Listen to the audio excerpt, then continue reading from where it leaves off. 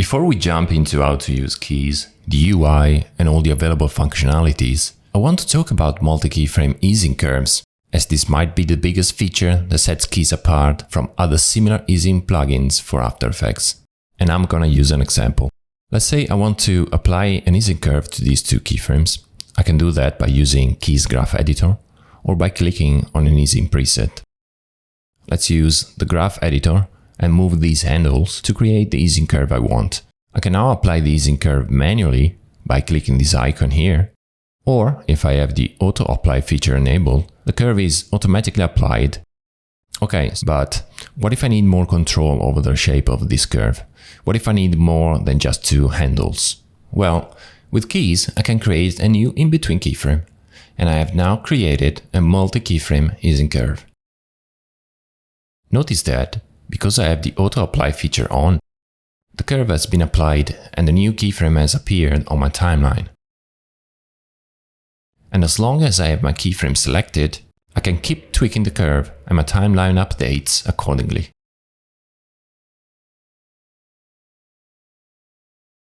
Multi-keyframe easing curves in Kease are treated as single easing curves, which can be applied wherever I want, here for example, or saved as multi-keyframe easing presets.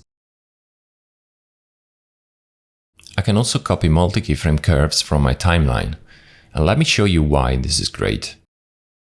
Let's say I animated a position property of this shape and I'm really happy with how it moves. I now want to replicate the same behavior on the rotation and scale properties. This is a pain, because after creating the initial and final keyframes, I also need to create the in-between keyframes and calculate their values using either some math or by eyeballing the curve. Then I have to dig into the graph editor and adjust the easing to match the easing curve of the position property. So first of all, it takes time.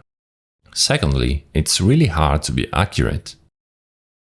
With Kease though, once I set the initial and final values, I just have to copy the easing curve from the position property and paste it onto the rotation and scale properties.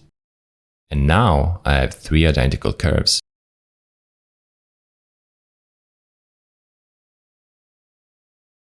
A multi-keyframe easing curve can be applied to almost any property.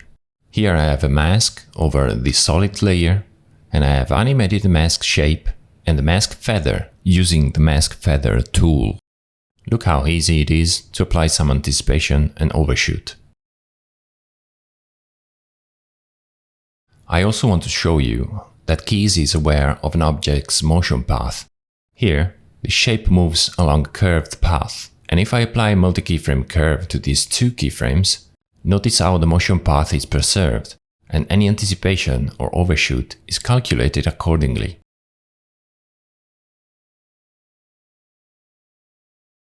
Multi-keyframe curves in Kease behave differently from the standard two-handle easing curves.